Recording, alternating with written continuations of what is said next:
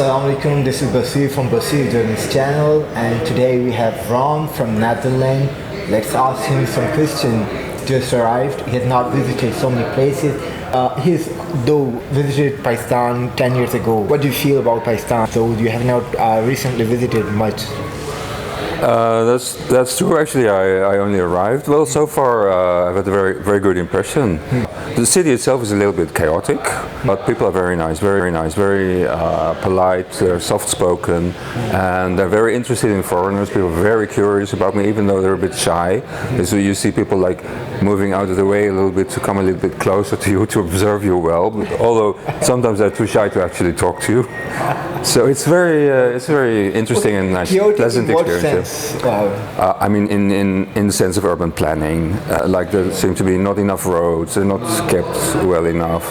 There could be more money going into keeping up the city, but it's purely a material thing, of course. Okay, that's good. Let's ask him something other than tourism. So I would like to take his views on the system of capitalism and socialism. So what do you think about them? Another very deep question. Well, if I give my totally personal opinion about this, first of all, I think capitalism is wrong. Wrong for moral reasons, because it's built on greed. It doesn't value humans. It doesn't value human interconnection. It only values possession, and it stimulates greed in people, and it stimulates narcissism, and stimulates people trying to feel better than others. So that's all that is wrong with it.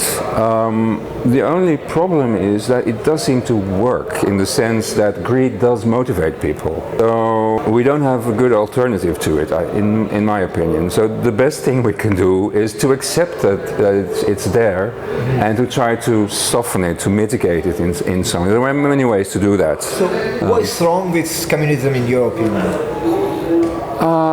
Nothing except that it doesn't work. It's like I would be for it if it had been proven that it can work as a system. Unfortunately, I think the experience has shown that if you put a lot of people together in the communist system, then some people will take advantage of the system, and some people will be demotivated, and in the end, the system will collapse. So even though I would much prefer it to be working, the reality seems to be it doesn't. What do you think about some middle way? You impose certain restrictions on the businessmen or the investors to give a certain amount of their profit to the workers they're working with. I think that's a very good idea indeed. So some countries, some political parties have already for a long time been proposing that the system should be mitigated, it should be softened. The worst parts of it should be cut out a little bit to make life livable for workers as well.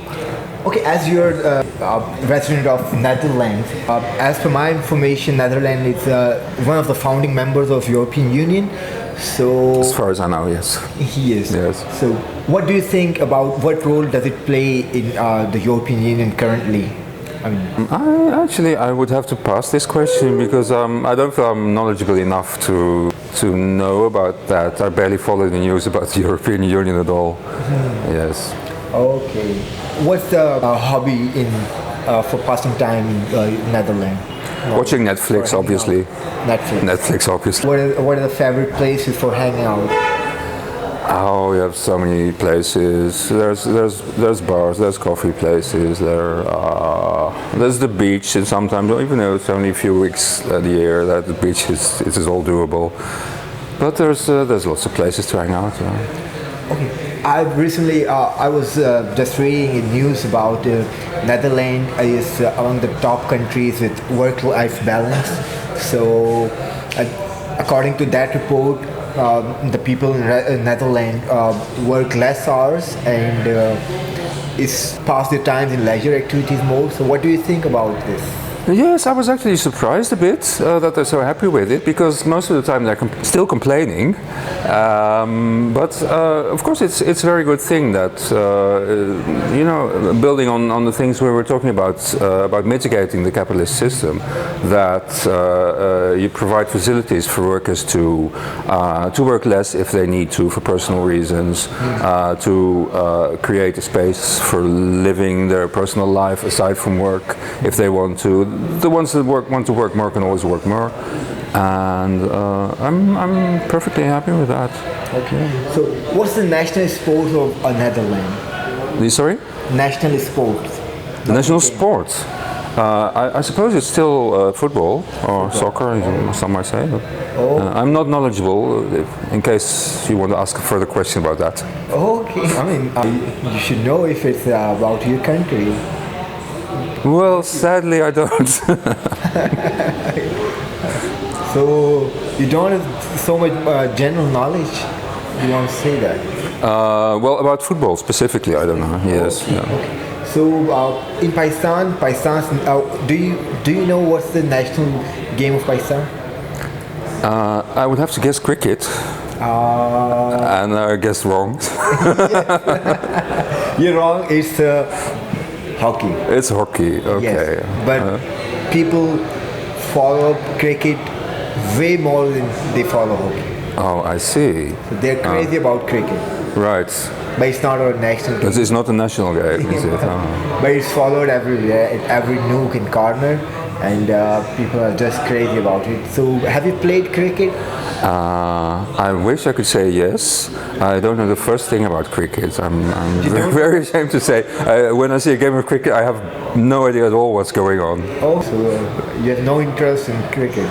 I've barely any interest in sports. I do some myself, but it's swimming usually. Yes, it doesn't have a lot of rules, which is easy. So how many countries have you visited so far? So far, as in all my life. All my life. All my life. Well, people sometimes ask me that question, so it's a bit childish. But recently, I made a list, and I got to 101. 101 countries. 101, yes. So you've almost visited more half the world.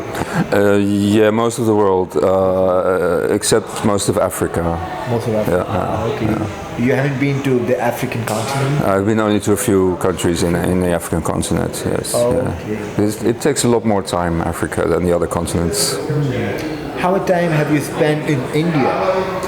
In India, a few months, all in all. I've been to. I'm asking this because we have very much similar culture. We have similar culture. Yes, obviously. Pakistan has very much similar culture. Yes, you see that when you go to the border between Lahore and Amritsar, they have very similar events going on. Yes.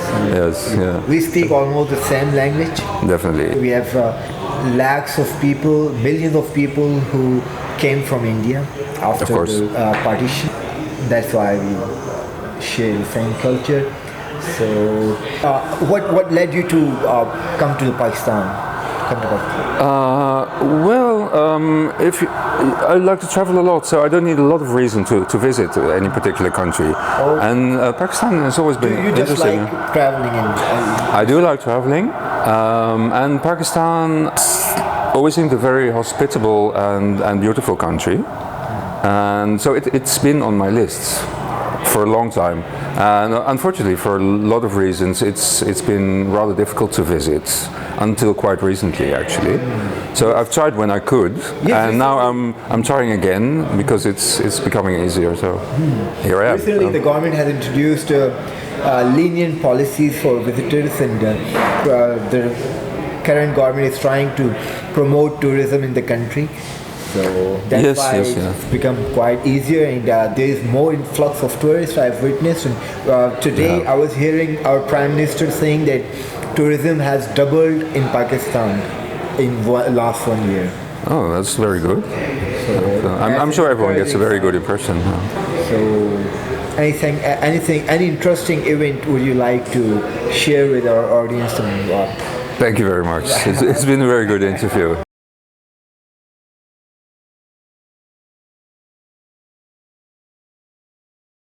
Okay, that's good.